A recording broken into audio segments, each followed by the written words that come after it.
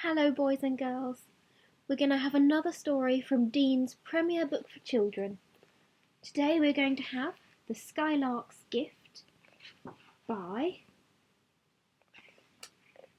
Leslie C. Hulley. One bright summer day, Magpie was boasting to the other birds about the treasures which lay in his nest. Sitting on the branch of a tree beside him was Black Crow, Starling, Song Thrush, and Skylark.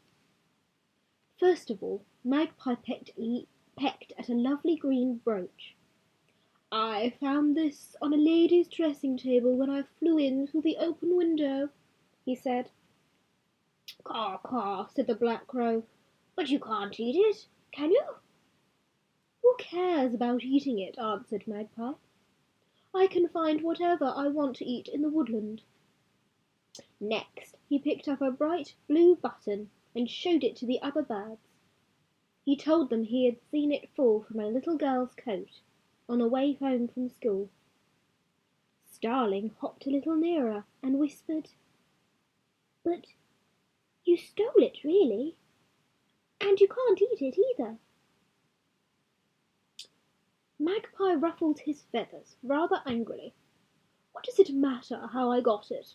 We magpies like taking things which don't belong to us, and I shall never be hungry so long as I live in the woodland."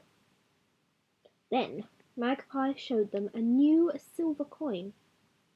"You can say what you like, but this is real money," he boasted once more. Song Thrush fixed his bright beady eyes on the shiny coin. "It may be real money to some people, but it's worth nothing to you, for you can't spend it. I would much rather have a tasty fat worm." Magpie pushed Song Thrush to one side. "Can't you all think of anything but eating?" he grumbled. Then at last he dug deep in the corner of his nest and found the most beautiful diamond.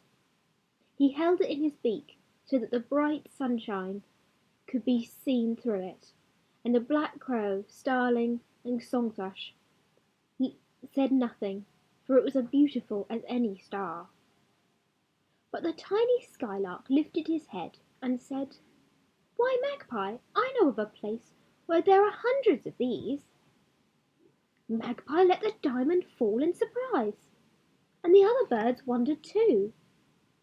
What did Skylark mean by this? "Did you say hundreds, my little friend?" asked Magpie.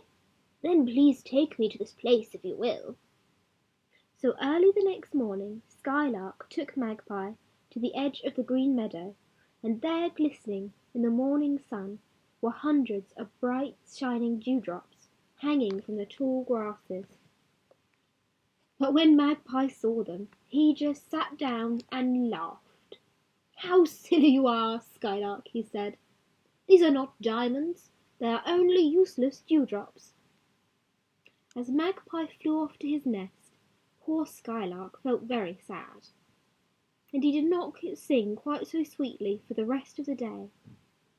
But then the weather grew warmer, and the ground became very hard. There was little water to be found, for the woodland streams had dried up. Then Skylark thought once more of Magpie and his treasures, and when he went to see him the second time, he found him a very unhappy and a very, very thirsty magpie. "I think I can help you," said the Skylark, when he saw how miserable the magpie was. But Magpie just nodded his head wearily. So early the next morning, Skylark flew off to the green meadow and gathered as many dewdrops as he could carry. These he gave to his friend, and when Magpie tasted the lovely fresh dewdrops, they made him feel much better. He thanked Skylark for helping him, for now he knew that the dewdrops were worth more to him than all the treasures which lay in his nest. And from that day he forgot his old habit of taking things which belonged to other people, and he became the friend of all the other birds in the woodland. Well, that's that. Another story done. Hope you enjoyed, and I shall see you all very soon.